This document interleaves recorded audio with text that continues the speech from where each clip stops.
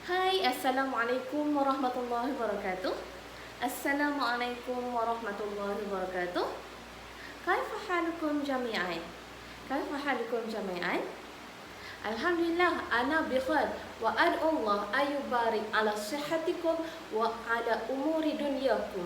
Ustazah sihat dan ustazah juga doakan kepada semua yang berada di rumah sihat wal afiah dalam segala urusan kehidupan dan urusan harian. Aywa, sempena live kita pada hari ini. Okey. Ustazah nak minta tolong kepada semua yang menyaksikan live Ustazah untuk like dan komen serta sharekan sebanyak yang mungkin kepada grup-grup Facebook, WhatsApp, supaya pelajar-pelajar yang berada di rumah pada ketika ini, hari ini kan cuti, dapat belajar bersama-sama dengan Ustazah Liza dalam slot FB Live Bahasa Arab. Baik, kenapa kena share? Sebab manfaat tu tidak boleh ada pada seorang diri sahaja. Perlu dikongsi untuk lebih dapatkan pahala. Jadi, ustazah dapat pahala mengajar, yang dekat rumah dapat pahala berkongsi dan belajar bersama dengan ustazah. Baik, hari ini kan sempena cuti sekolah, hari pertama cuti sekolah. Okey, ustazah nak ajar, ustazah nak kita ulang kaji. Saufa nuraji'u al-mawdu' fil imtihan, dalam peperiksaan. Ustazah akan ajar dan murajaah ulang kaji tajuk dalam peperiksaan UPKK.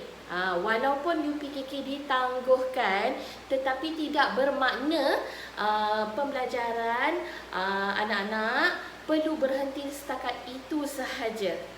Dan insya-Allah UPKK pada bulan November. So kita letakkan kita punya sasaran untuk dapat mempelajari dan fokus kepada bahasa Arab, supaya kita orang kata, kalau kata ni pun paling kurang kita dapat A lah untuk subjek bahasa Arab. Okey, dah tahu ke tajuk apa hari ni? Dah tahu ke? Belum. Okey, al-mawdu' al-an fi hadzal yaum. Tajuk hari ini ialah berkenaan dengan rangkai kata. Orang kata berkenaan dengan membentuk ayat menggunakan kata nama. Membentuk ayat menggunakan kata nama. Bila ada perkataan membentukkan kata ayat menggunakan kata nama, secara automatically dia berkaitan yata'allaqu bil jumlatil ismiyah, berkaitan dengan jumlah ismiyah. So, tajuk dekat sini ustazah letakkan sebagai jumlah ismiyah. Okey. Al-jumlatul ismiyah. Alright. Besar pula tanda ni Alright. Okey. Hal ta'rafuna mal maksud bil jumlatil ismiyah? Kamu tahu tak apa yang dimaksudkan dengan jumlah ismiyah? Al-jumlatul ismiyah ialah apa? Al-jumlatul lati, satu rangkaian ayat. Al-jumlah ni satu rangkaian perkataan yang banyak-banyak tu. Al-jumlah allati, yang allati tabda'u, yang bermula bil ismi, dengan kata nama. Bil ismi, dengan kata nama lah. Okey, ini adalah jumlah ismiyah. Okey. Al-jumlah ni apa? Al-jumlah ni sebenarnya dia adalah gabungan daripada satu perkataan, maka dia lah jadi jumlah. Dia jadi banyak macam tu. Itulah yang dinamakan sebagai gabungan perkataan yang menjadi jumlah yang bermula dengan kata nama. Jumlah ayat tu mestilah bermula dengan kata nama. Macam mana kata nama tu? Nak kenal macam mana nama dengan nama ni, ada cara untuk nak kenal dia. Macam mana? Okey, yang pertama, nama ni hendaklah pertama Ustazah ni. Maksud ni al-ismu kat sini, Ustazah letak kat sini tabda'u bi alif lam. Dia ada alif lam yang pertama. Alif lam. Yang contohnya at-tilmizu. Contohnya adalah pelajar lelaki. At-tilmizu. Yang kedua, macam mana nak kenal nama ni lagi? Ad-dhamair. Tabda'u bil-dhamair.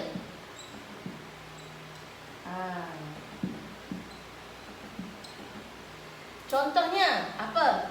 Di Ustazah ni, contohnya huwa, huma, hum, hiya, huma, hunna. Okey, huwa, Ustazah buat hiya, hum.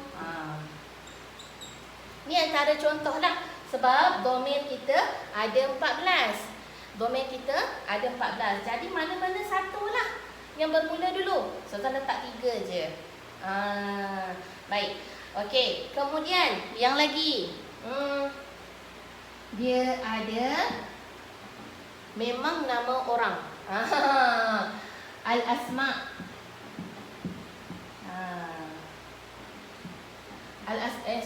Al-asma hamzah kat sini. Al-asma hamzah dekat sini. Contohnya memang nama orang. Zainabun. Contoh lagi, Zakiyun. Contoh Zakiyun nama orang Contoh lagi, Umar. Boleh pelbagai. Okey, yang lagi, apa lagi? Bermula dengan tabda'u bi ismil isyarah. Bi ismil isyarah. Tuh, nampak? So, kalau tabda'u bi ismil isyarah ni apa? Contoh haza dan hazihi. Okey. Ustazah nak awak screenshot dulu. Dapat tak agak-agak? Ustazah doakan awak dapat screenshot yang ni. Alright. So, inilah yang dinamakan sebagai ismun. Mana nak dapat ismun ni? Tak tahu kat mana. Okey, pertama check ada alif lam ke tak. Okey, alif lam tu, lepas tu perkataan dekat baris dekat dia. Mestilah berbaris dhammah. Kita nak buat ayat di awal ayat kan? Okey, kalau nak buat ayat di awal ayat hendaklah bermula dengan dhammah. Saya ada jumpa yang berbaris kasrah, yang berbaris fathah. Okey, sekiranya jumpa ada perkataan yang alif lam tapi jumpanya berbaris kasrah ataupun fathah, itu bukan itu memang kata nama. Tapi dia tak boleh duduk di awal ayat. Dia kena duduk kat mana? Dia kena duduk dekat tengah-tengah ke? Kalau nak pastikan dia duduk dekat awal ayat, pertama dia ada alif lam. Ni dah ada alif lam. Kemudian hendaklah berbaris dhammah.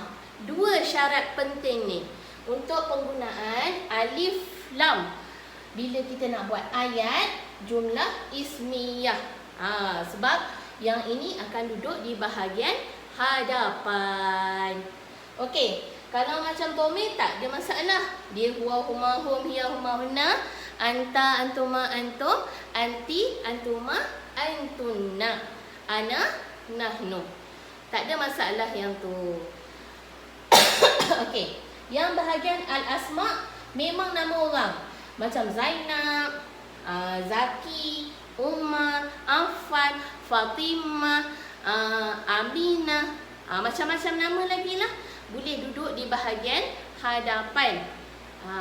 Boleh duduk bahagian hadapan lah yang tu. Sebab dia memang nama orang. Okey. Kemudian tabda'u bi ismil isyarah. Tabda'u bi ismil isyarah ni, okey. Dia ada apa?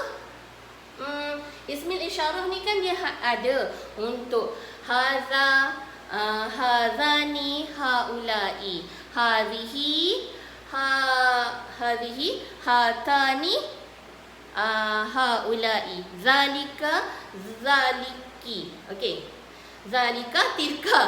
Okey, sorry. Zalika, tilka, zanika, tanika dan ulaika. Okey, so ada ismul isyarah pun boleh dijadikan sebagai ismun. Dan bila sebut al-jumlah allati tabda'u bil ismi, satu ayat yang bermula dengan kata nama, so pastikan semua items ini, orang kata syarat-syarat ini duduk bahagian awal ayat. Duduk kat mana? Bahagian awal ayat.